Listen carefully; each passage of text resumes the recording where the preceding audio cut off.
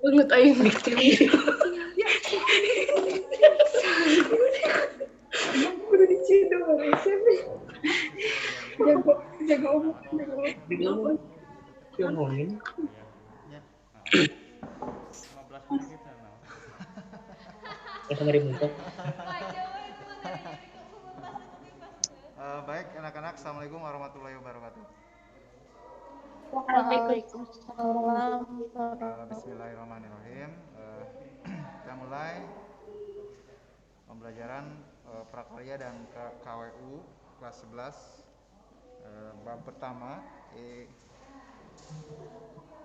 Ya, untuk kewirausahaan itu sendiri, wirausaha adalah membangun seseorang untuk merancang, kemudian membuat ide, mengimplementasikannya, kemudian membuatnya, merancang supaya estetis, indah, dan atau ergonomis secara dasar bisa dijual ya.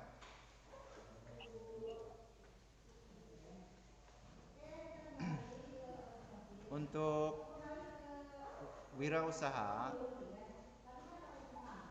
ini berkenaan dengan ide dan peluang kita untuk menciptakan produk supaya bisa dipergunakan oleh orang banyak dan bisa menguntungkan secara materi untuk kehidupan seseorang. Tentunya harus bisa membangun sebuah wirausaha ya. Adapun aset yang bisa kita manfaatkan untuk bergerak dalam bidang wirausaha itu salah satunya adalah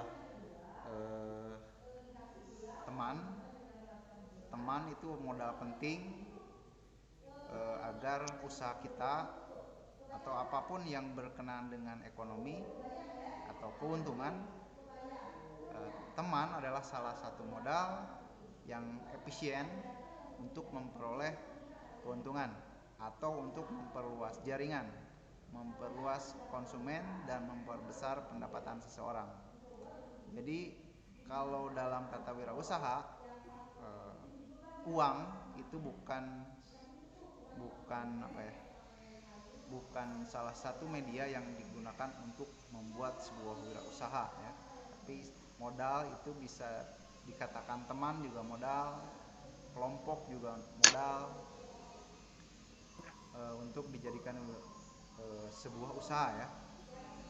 Atau kalau kita ingin berusaha, apalagi pada zaman sekarang ya, media promosi online, media, banyak hal yang bisa kita gunakan atau kita manfaatkan untuk menjual produk ya. Kemudian modal yang kedua, lingkungan itu kita bisa gali apabila contoh lingkungan kita itu lingkungan limbah bambu misalnya atau limbah kayu, kita bisa manfaatkan sebagai ide wirausaha untuk dijadikan peluang. Jadi lingkungan bisa berpengaruh. Kayak kita kan banyak ya bambu, kayu, material lain seperti batu kapur juga itu salah satu aset atau modal yang bisa kita usahakan atau kembangkan untuk menjadi sebuah karya usaha yang bisa dijual. Kemudian yang ketiga baru uang ya. Uang itu bisa kita gunakan kalau punya modal. Modal itu kalaupun tidak punya modal kita bisa bekerja sama dengan bank sekarang banyak ya, bank BRI, bank apa saja. Kalau struktur dan proposal wirausahanya jelas, insya Allah pasti dapat modal ya, uang saja. Itu gambaran tentang wirausaha. Kemudian mental. Jadi mental kita itu mental yang berjiwa besar. Lakukan sendiri, lakukan sekarang. Jangan ada kata istilah nggak mungkin ya, mungkin saja. Kemudian lakukan sekarang dan jangan ditunda-tunda. Itu untuk bagaimana cara seseorang supaya memiliki mental kewirausahaan yang kuat. Kemudian konsisten, tekun ya, rajin. karena memang dalam wirausaha beberapa faktor yang bisa datang, bisa kita hadapi, itu juga bisa mempengaruhi proses yang maju mundurnya wirausaha yang kita kembangkan. Kemudian tanamkan mental selalu berani, percaya diri, kemudian ide-ide untuk membangun sebuah wirausaha. Dan intinya untuk dalam bidang ekonomi saja wirausaha ini kita kembangkan, ciptakan atau orang pelajari itu dengan alasan ingin mengeluarkan modal yang sedikit ya, tapi memperoleh keuntungan yang sebesar-besarnya itu untuk wirausaha.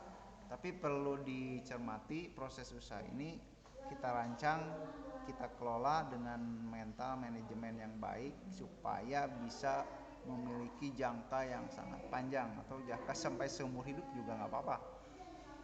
Berarti situasi fluktuasi sosial, ekonomi, masyarakat, pertemanan, persahabatan, kolega itu perlu dijaga. Kemudian inovasi juga perlu dijaga ya. Bila ingin mengembangkan wirausaha di bidang bahan limbah berbentuk bangun ruang.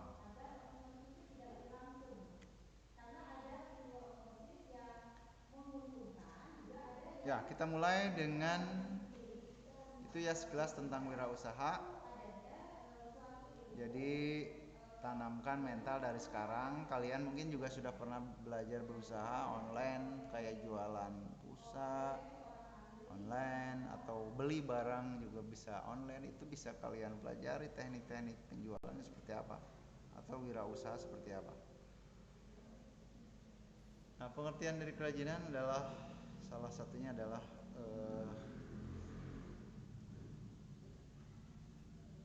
untuk didayagunakan dan dimanfaatkan sebagai media berkarya seni ya. Ini pengertian dari bahan limbah. Limbah juga ada beberapa macam, ada limbah organik, ada limbah non organik ya. Kemudian ada limbah gas juga. Itu beberapa peluang usaha ya dari bahan limbah yang bisa kalian ciptakan mungkin. Karena kita kan pikirannya mengacu kepada kebutuhan masyarakat sekarang yang serba instan, serba langsung jadi kalian bisa membuatnya atau merancang ide supaya produk kita itu memang disukai banyak konsumen ya, diantaranya ibu rumah tangga mungkin ya.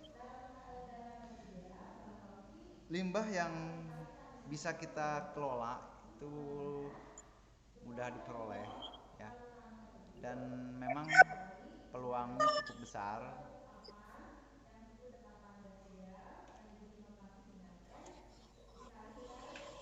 Dan bisa dikembangkan sebagai karya seni karena memang untuk kerajinan ini, yang namanya kerajinan itu pasti mengandung atau proses dan tujuan pembuatannya supaya bisa dilihat estetis. Estetis itu adalah bisa dibilang ya seni lah, indah gitu ya, menawan, menarik. Kalau acuannya seperti itu berarti kita bisa merangsang ide kita untuk produknya itu bisa digunakan di rumah, bisa digunakan di ruang tamu, bisa digunakan di kamar ya, kayak keset kayak itu. Sedangkan adalah rancangan hasil ide-ide manusia dari bahan limbah ya. Ya, kita lanjut. Kemudian limbah juga ada yang apa tadi yang Bapak bilang? Organik dan non organik ya. Kalau organik salah satunya limbah kotoran ternak, kotoran bisa dibikin apa? Pupuk, kompos, atau kotoran sapi bisa juga biogas, bahan bakar untuk kompor, untuk memasak bisa.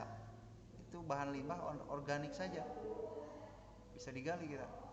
Kalau kalian ternak sapi gitu kan, berapa ekor, kemudian kita tampung di sebuah tabung yang besar, kemudian ditutup, nanti kan ada gas ya, ada bakteri pengurai yang memang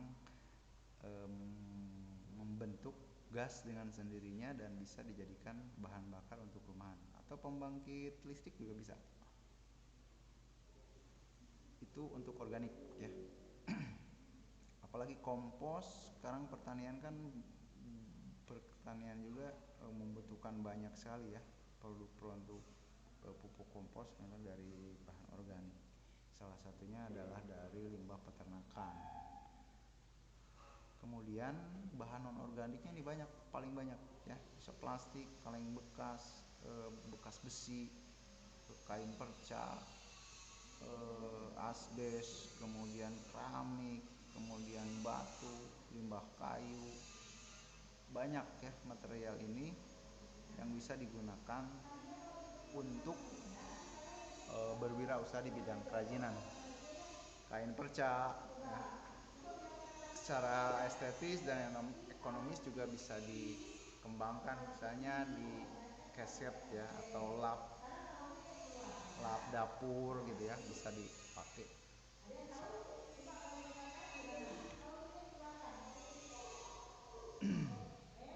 Nah, ini salah satu limbah plastik. Contoh ya, sampah sedotan yang tidak didaur ulang akan mencemari lingkungan. Untuk mengubah kepedulian masyarakat terhadap lingkungan, beberapa restoran cepat saji di Indonesia mulai mengetren gerakan Indonesia tanpa sedotan. Nah, berarti kalau beberapa tempat makan siap saji tidak menggunakan sedotan yang memang limbahnya memang berbahaya, kita cari idenya. Misalnya dengan sumpit dari kayu bisa buat kalian, atau sendoknya dari apa gitu ya, atau sedotannya dari apa, dari kayu atau dari bambu gitu ya, bisa ya. Kalau sedotan berkali-kali ini juga agak bingung ya. Kalau sedotan dicuci dalamnya pasti kotor. Kalau dari bambu bisa juga, sekali buang, sekali pakai sekali buang. Tapi kalau limbah bambu kan tidak terlalu berbahaya, dia bisa diurai dengan cepat ya.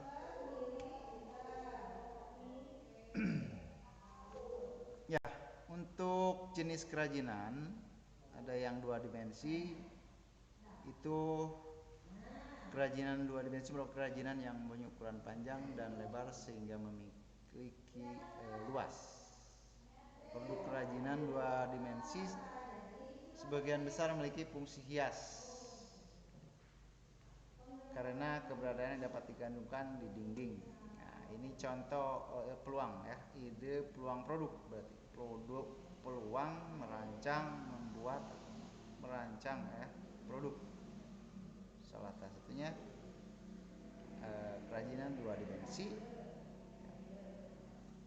kayak rak baju, rak handuk itu yang bisa ditempel di dinding, rak sepatu, rak TV itu bisa ya, itu kerajinan model 2 dimensi. Kemudian seni lukis juga ya,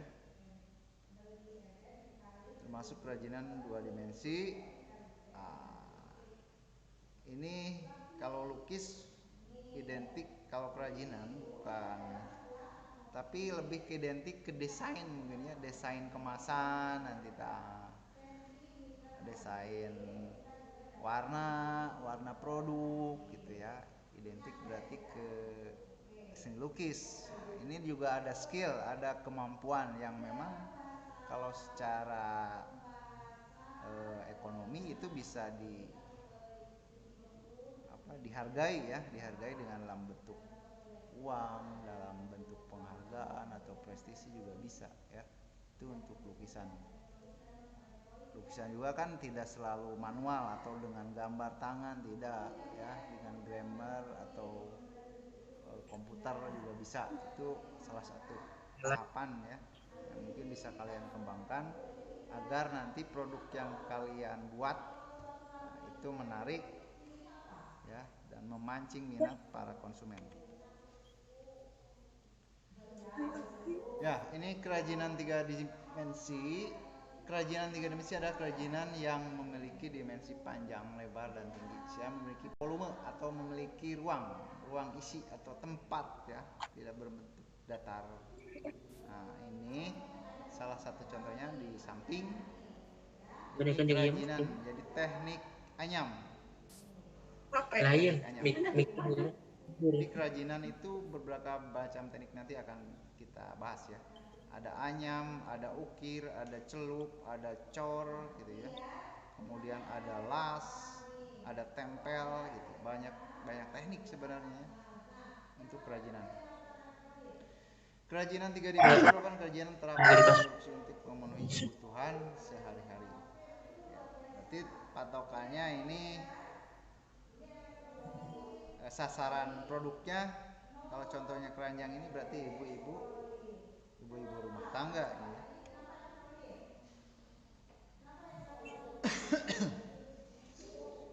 Kemudian yang tak kalah penting adalah media berkarya atau alat kayak tukang kayu gitu ya. Tukang kayu kita butuh apa? Tukang kayu itu butuh serut, butuh gergaji, butuh apa ya? Profil. Kita sebelum dapat ide, sesudah dapat ide berarti kita mencari media berkaryanya atau bagaimana cara mendapatkan media berkarya ya. Kayak tukang kayu itu alat-alatnya harus ada, harus bagus ya, harus terukur, karena kalau biasa berbicara dengan alat kayu berarti bahan atau benda yang kita buat atau kerajinan yang kita buat itu harus presisi, harus sama, sudutnya harus 90 derajat gitu ya. Harus kuat juga. Itu berkenaan dengan media. Kalau kalian bikin kain perca atau lap atau anyaman berarti alatnya seperti apa itu harus ada ya. Kalau lem plastik, alat tembaknya, alat bakarnya, lem bakarnya itu harus ada, harus komplit. Kenapa? Kita bekerja harus paham alat. Karena apa? Kalau tidak paham alat, kalau pakai mesin, pakai alat itu berbahaya ya. Berbahaya ke kita kalau tidak memahami media berkaryanya atau alat dan teknik yang digunakan. Seperti yang ekstrim juga banyak, yang pakai bubut, yang pakai bor, yang pakai gerinda, itu ekstrim, agak-agak berbahaya. Jadi kita juga memakainya harus pakai alat yang lengkap, keamanan, sarung tangan, sepatu ya. Itu media berkarya. Kemudian menentukan bahan yang digunakan berkarya kerajinan. Bahan dasar atau bahan baku kalian bisa ambil dari alam, organik atau non organik atau olahan.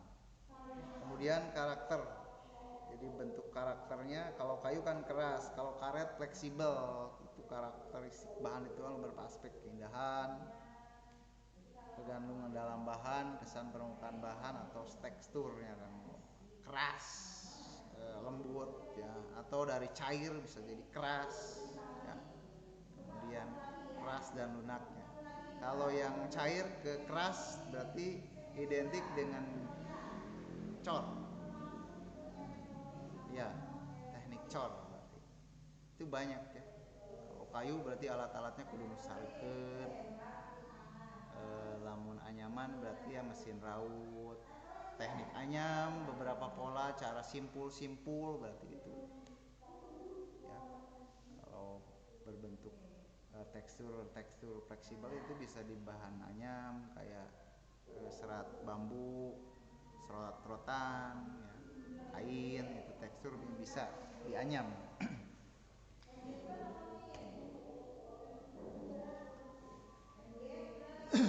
Kemudian alat.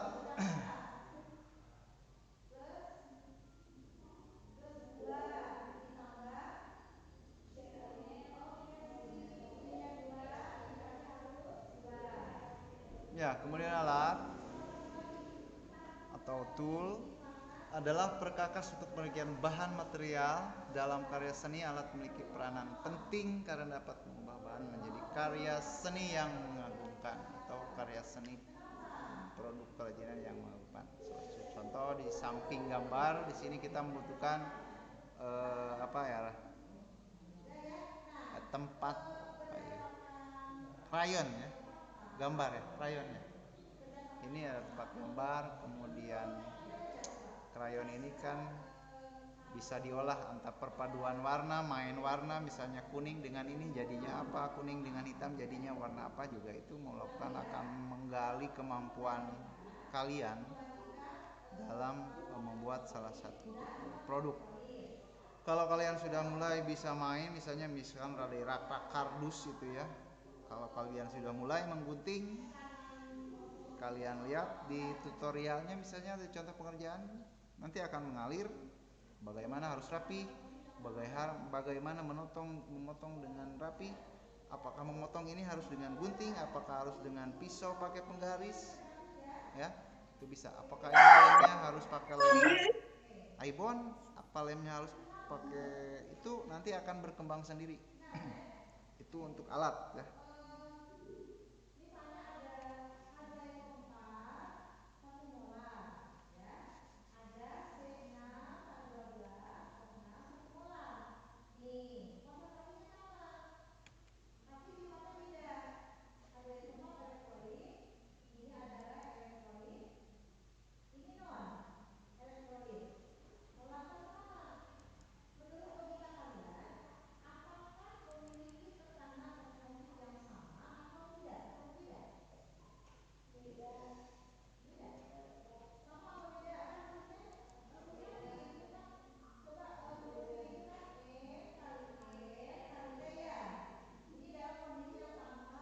Bisa guys ya.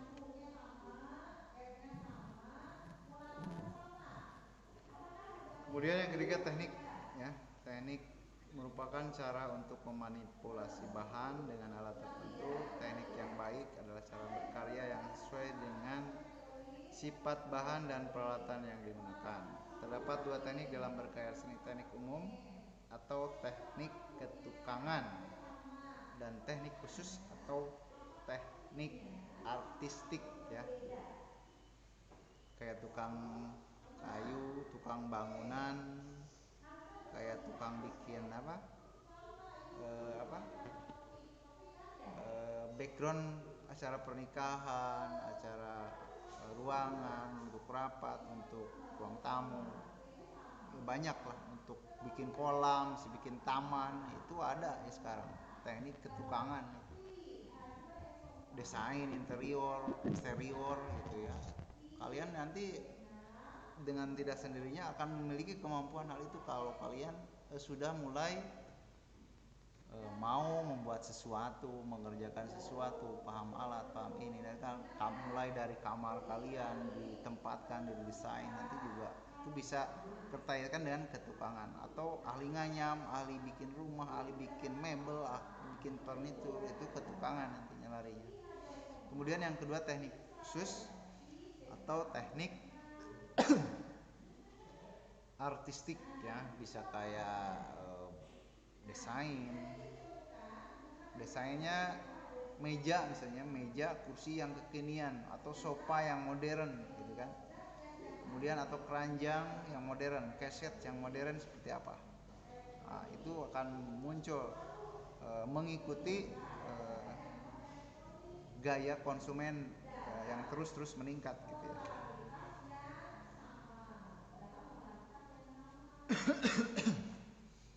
Ya. Kemudian sekarang ke tahap membuat kerajinan dengan menggunakan bahan limbah yang berbentuk bangun datar dan memerlukan media yang tepat. Hal itu bertujuan agar produk bisa dihasilkan sesuai nilai fungsi secara optimal. Jadi bisa bukan kuat, halus, indah, jeung kuat dipakainya. Nah, intinya dua kata itu, estetis, ergonomis. Nah, ini salah satu contoh membuat kolase. Kolase berarti komposisi artistik yang dibuat dari berbagai potongan bahan, ya. Kolase kalau kelompok negara itu, kalau partai, kalau kelompok koalisi, nah ini kolase. Jadi beberapa paduan, penggabungan, sambung, dijahit. Ada beberapa macam warna kain di sini. Nah, ini kolase namanya tekniknya. Logam, kayu, susun, tempelkan pada formulir bidang pola gambar, bisa ya. Kalau misalnya kita bikin meja aja yang berwarna-warna bak catur, kemudian sudut segitiga, lonjong, itu bisa ditempel-tempel dengan warna kayu pinus, kayu akasia misalnya, kan warnanya beda. Itu bisa disambung-sambung dijadikan papan yang lebar.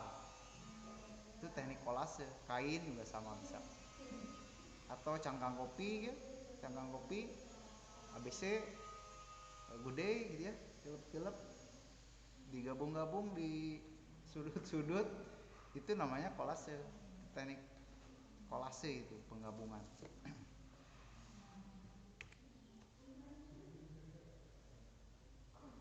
Ya, kemudian membuat hiasan dinding.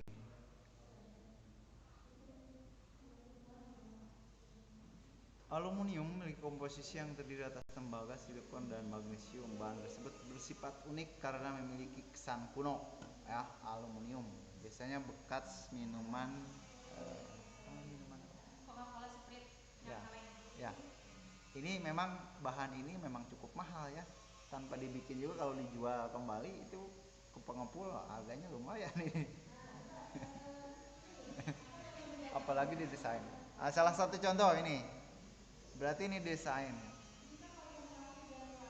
Guna membuat hiasan ini dari aluminium, bahan yang diperlukan adalah plat aluminium seperti yang terdapat pada kaleng minuman bekas. Nah, ini plat. Nah, dari kaleng ini apa misalnya kalian lihat nih? Punya ide apa? Bikin Vespa? Bisa ya? Bikin Vespa atau miniatur Vespa, motor Vespa bisa. Kalau bikin Vespa, kalau bahannya aluminium berarti alatnya kalian bisa. Media alat berkaryanya apa? Gunting ya, kayak amplas, peluk. Atau bikin vas bunga yang lebih simpel. Kemudian alat memotongnya harus seperti apa? Atau bikin mobil-mobilan, bikin Ferrari, bikin Jaguar, bisa. Nah, tanpa harus memakai warna, itu warnanya udah ada di situ. Udahlah, lewat. Ini ada kilas tokoh, mungkin bisa memotivasi kalian. Merupakan wanita Banyumas, dia mampu mengolah sampah kulit kerang menjadi berbagai macam barang pajangan antik. Ya. Nah, kalau tokoh mungkin produknya juga bisa jutaan ini. Jutaan, puluhan juta, 15 juta, ratusan juta bisa. Ini makanya dijadikan motivator atau salah satu contoh untuk kita ya bergerak di bidang usaha. Ini penghasilannya besar ini. Nurhandiah, kerang jadi pas bunga, jadi lampu, jadi piring ya. Itu salah satu contoh. Bapak juga ada di rumah, bisa kalau dimasukkan. Cuman gak laku dijual. Cuman hanya untuk dipakai saja di rumah. Bikin meja, bikin kursi, bikin sofa ya. Idenya muncul bisa dari YouTube, bisa dari apa saja bisa. Cuman yang membedakan itu atau atau yang bukan membedakan, yang menjadi kendala ya. Alat itu kendala, bagaimana cara pakainya ya. Itu.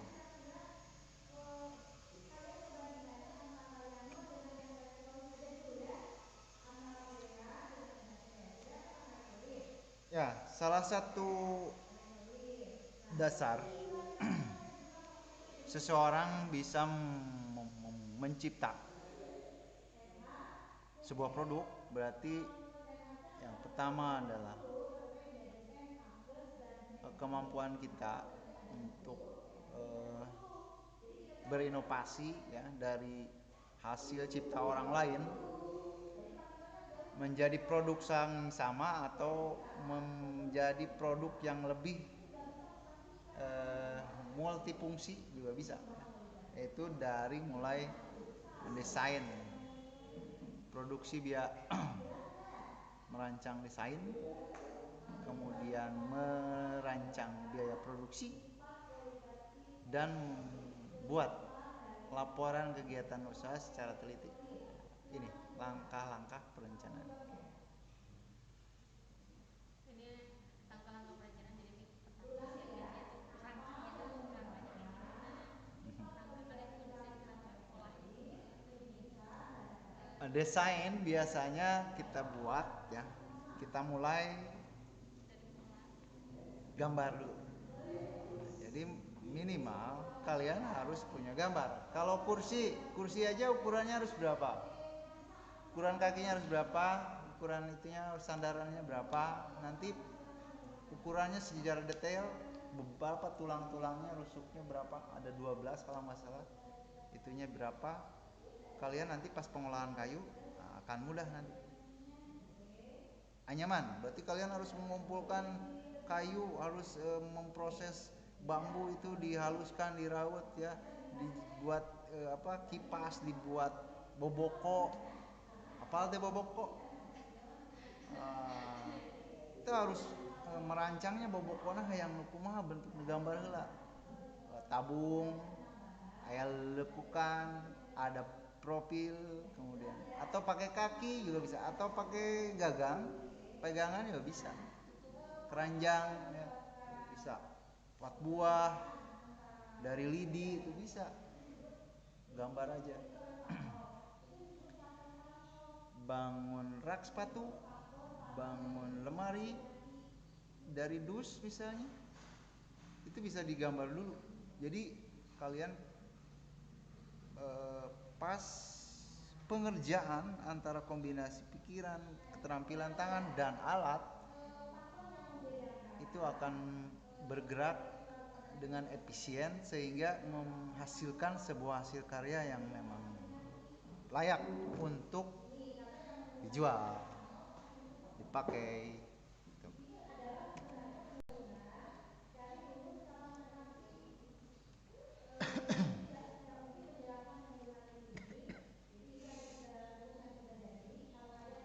Oke, di sini ada bagian persiapan perencanaan desain produk. Riset. Nah, riset itu akan terjadi karena apa? Kita pastinya kalau membuat sesuatu akan masuk pada tahap gagal. Tapi jangan lupa mental kita harus tetap tertanam. Bikin lagi. Itu masuknya kategori riset ya. Riset. Atau kalau kalian sudah berjalan, produknya cepet rusak, berarti kemasannya. Atau kalau dipakai sebulan 2 bulan udah sobek, ya itu riset. Berarti kita harus meningkatkan apakah yang salah di alat, apakah yang salah itu di bahan, apakah yang salah itu pengecetan, atau yang salah itu pengemasan. Nanti ada riset di situ. Karena memang kita mengerjakan sesuatu, tukang, pembalap, belajar motor, belajar mobil, pasti kejeduk, pasti jatuh, ya. Itu ada risetnya. Tapi tergantung mental kita, ketekunan kita untuk terus gak patah semangat ya, gak kegores sedikit udah nyerah. Kayak lagi ngapet ketojos sedikit udah ya. Atuh tong dijahit wae meuli mesinna. Ya, sekarang pakai lacy paling gampang. Kemudian eksplorasi bentuk. Nah, ini kaitan dengan apa ya? Gaya konsumen atau calon pengguna. Zaman ayeuna kan warna oge beda ya. Ada yang suka hitam tahun sekarang. Ada yang suka putih. Itu pengguna itu sering berubah-ubah. Nah, nanti baru akan masuk pada ide produk. Kemudian produk itu akan dikembangkan supaya perfect, ya, sempurna. Kemudian ada prototip, ya. Kemudian penjualan produk. Jika gampangnya, emang gampang. Wah, sebanyak ya? Materinya sebanyak. Kan semua Kemudian ada tahap pengembangan, persiapan langkah selanjutnya adalah memfokuskan pada upaya untuk mengkonkretkan. Nah, ini konkret ide-ide rancangan yang masih bersifat abstrak, masih kena ngagulung dina sirah. Lain kalaroneng eta mah kabeno. Ieu mah ide sebuah sketsa atau model atau prototipe. Banyak bentuk dina kepala.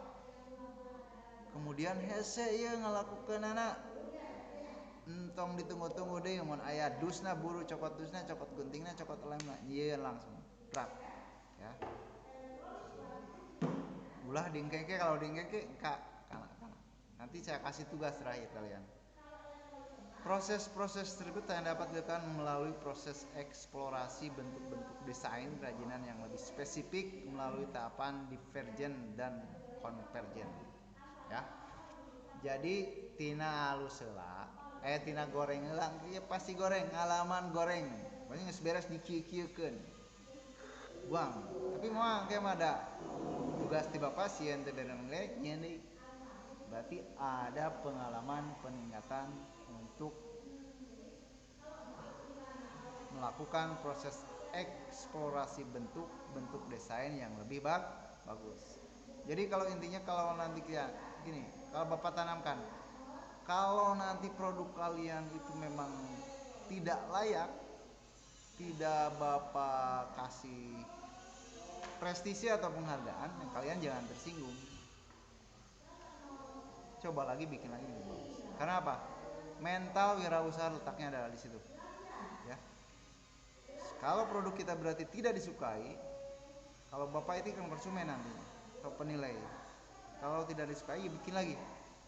Atau kalian yang benar dari mulai rancang, gambar, persiapan alat, pengerjaan sesuai dengan program kerjanya, pasti nanti hasilnya akan bagus. Tapi kalau asal-asalan, iya paksakeun ku ieu, lain alat nage ku ieu dipaksakeun ku alat ieu, nah itu yang gagal. Tapi alatnya sempurna, bahannya sempurna, desainnya sesuai dengan gambar, ukurannya sesuai dengan gambar, nah itu pasti, insya Allah pasti, udah pasti itu barangnya bagus. Jadi melalui tahapan divergen dan konvergen. Jadi kudu bener. Kalau asal-asalan mun can ge alatna aya geus dikerjakan.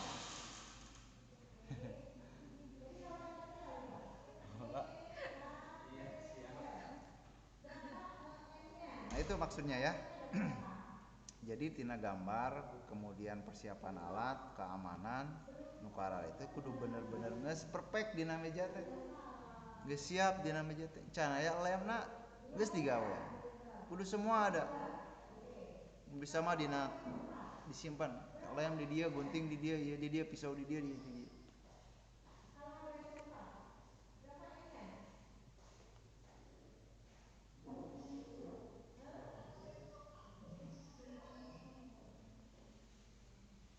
Ini lewat lah.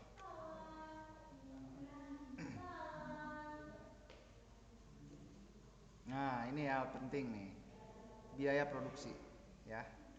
Nanti kalau proses pengerjaannya kalian mengumpulkan bahan, mengumpulkan alat. Kalau alat sifatnya kan itu modal tidak berubah, modal yang memang tidak berubah. Tapi kalau berbentuknya bahan baku, tenaga kerja kalian pengerjaannya berapa jam, atau pengerjaan produknya itu berapa hari, itu harus masuk perhitungan nanti, ya, harus masuk perhitungan. Kemudian biaya tambahan dan atau bahan penunjang kayak lem gitu, itu bahan penunjang itu. Hiji produk menghabiskan 2 tetes lem itu harus masuk perhitungan, harus masuk biaya, kalian harus bisa, karena nanti ada BP, nanti ngajual nasabaraha minimal bisa kembali modal, impas. Itu maksudnya, ya, biaya produksi itu harus dihitung,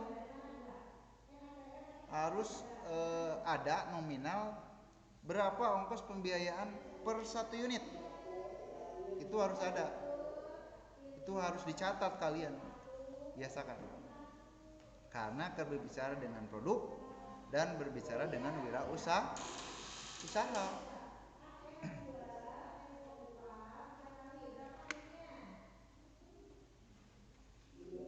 Laporan keuangan ini salah satu manajemen sih, kalian lebih paham. Ini berkaitan dengan bidang ekonomi, ya, merupakan informasi pada suatu periode dalam suatu usaha tertentu.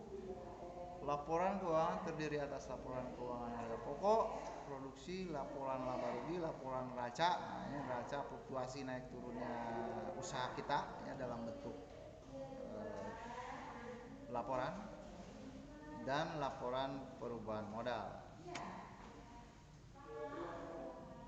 Nah, ini menghitung BEP, produk kerajinan dari bahan limbah berbentuk bangun datar. Break even point atau titik impas. Jadi biaya per unit, ya, dikalkulasikan dengan hasil penjualan per unit, nanti akan menghasilkan suatu titik impas. Jadi henteu ngalaman rugi, henteu ngalaman untung. Nah, itu kalau ngalaman untung, nah berarti perusahaan kita atau produk kerajinan kita itu layak untuk diperjuangkan. Tapi kalau tutup impas berarti harus ada revisi, ya. Harus ada revisi, harus ada pemikiran lagi, harus ada perbaikan lagi. Nah, itu maksudnya. Yakin. Kemudian BEP dapat dilihat di sebuah kondisi ketika jumlah pengorbanan yang diperlukan untuk biaya bersama dengan jumlah pendapatan yang diterima dari hasil penjualan. Ini sama lah, kita lewat di kelas 10 juga udah pernah, ya. Kelas 10 ada kan? Ada, ya.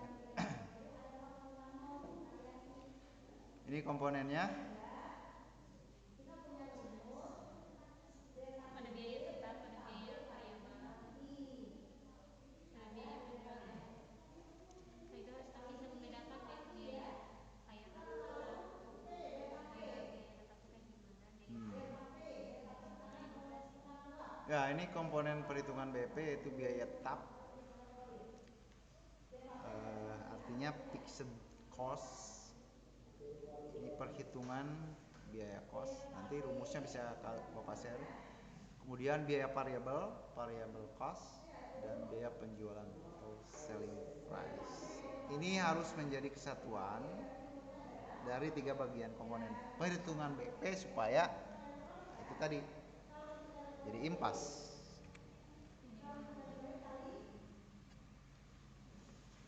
Tentang promosi. Nah, ini promosi pastilah kalian itu para muda-mudi, ya, tahu ini promosi harus seperti apa, atau door to door, rumah ke rumah boleh. Kamu nu garelis nu garantang nu karasep. Ada karasep kabeh nya garelis budak bapak mah. Rayu-rayu ngobrol gitu. Oh, ini produk Pak berapa, ini harus dapat diskon Pak, ini dapat ini fungsinya untuk ini ya, gampang lah door to door. Atau kalian bisa WA, Facebook, TV, ya, YouTube, YouTube tuh banyak. Apalagi kalau kalian YouTube nih bikin tutorial pembikinannya dari awal, desain, pembuatan, kemudian memang efisien, misalnya banyak yang like, banyak yang subscribe. Jadi segala rupa tina produk menang, tina promosi menang, di YouTube bener menang. Salah lewat.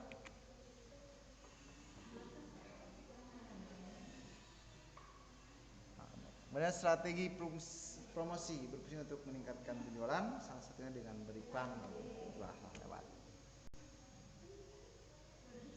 Nah, ini setelah produknya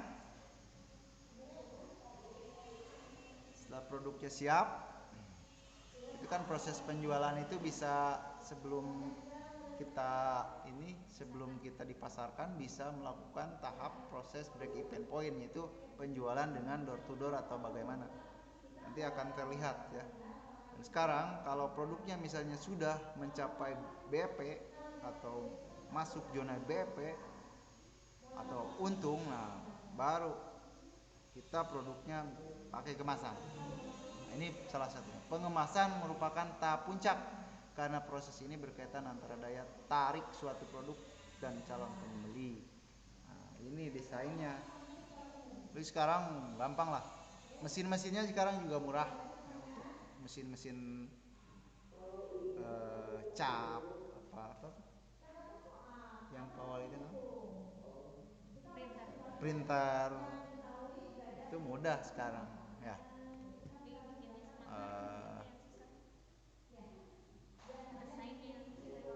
Yang mahal itu desainnya, desain kemasannya yang mahal gitu. Itu rahasia perusahaan juga masuk. Lanjut. Menawarkan promo dan diskon. Contoh tuh. Jadi ulah mahal-mahal ting. Urang lamun hayang promo sebelum ke pengemasan nanti, berarti ulah mahal-mahal ting.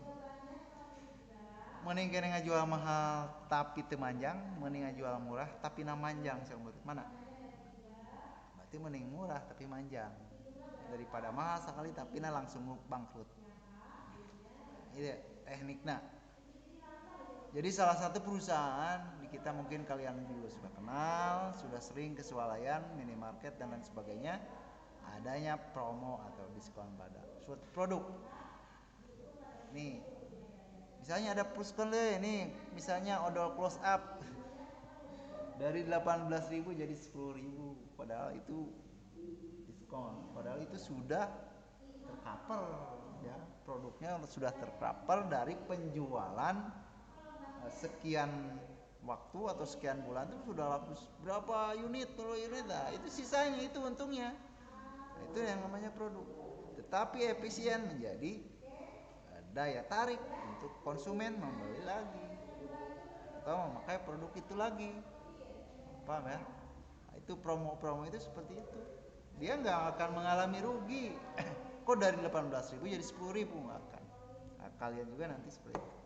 Insya Allah untuk teknik ini kalian nanti ya mungkin nanti ya setelah lulus sekolah lu nanti akan paham ini dunia seperti ini.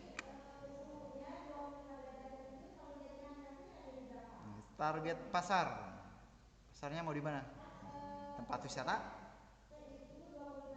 minimarket, supermarket, mall, atau pinggir jalan yang strategis ya bisa itu. Atau online?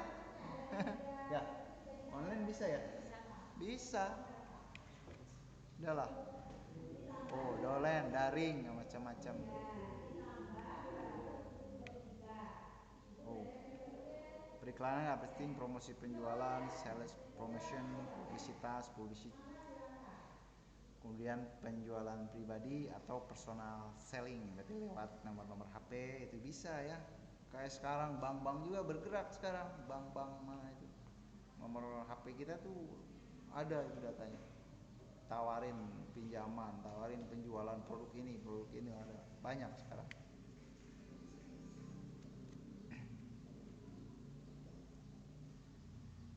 Sudah ya, habis.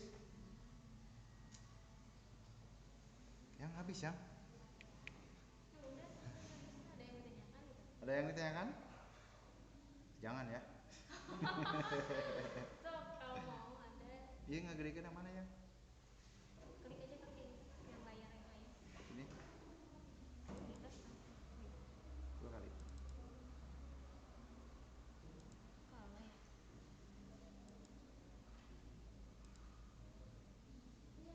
Yang ini kali yang ini. Yang ini.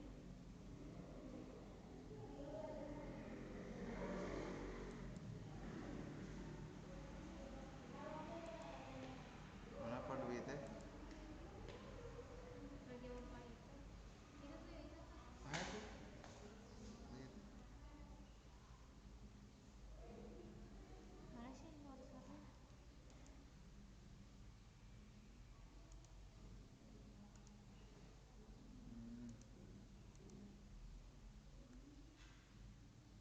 Duitnya meureun. So. Enggak ada. Besar. Ada yang ditanyakan? Sudah ya? Jangan ya. Jangan hanya ya. Kalau bertanya gitu di mute kayak suaranya lain. Cicipa goreng. Can mandi. Cicipa goreng can mandi ta. Si Dewa mah komo bukna can disisiran. Ta si Andriana ta gigireun bapak. Ieu ta. Andriana. Si Asep teh dia. Siapa? Si Asep teh jeung saya pilihnya. Asep jeung pilihnya.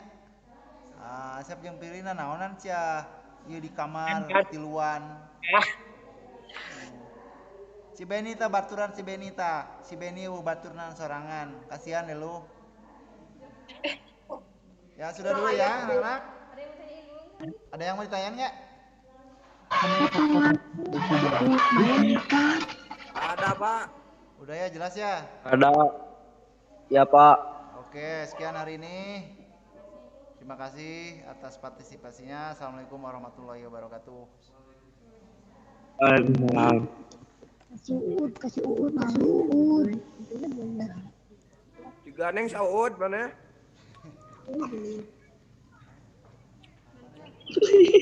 Sama ida aku mau enggak buka minggu ini. Gimana sama? Mau gini ke sana. Beres? Uut. Absen. Pak Dwi. Kalau absen dulu ya. Sebentar absen dulu ya.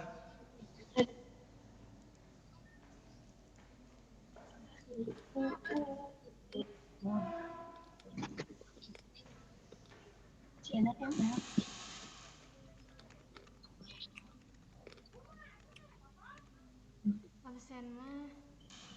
Absen mah di grup aja tuh. Jadi Enggak pakai Google Form. Di sini apa di grup? Di share-nya ke mana? Di Zoom, di share-nya di Zoom.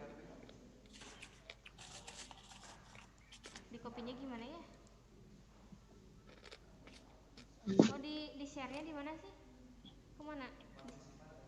Partisipan. Mana partisipan? Oh ini 32. Terus di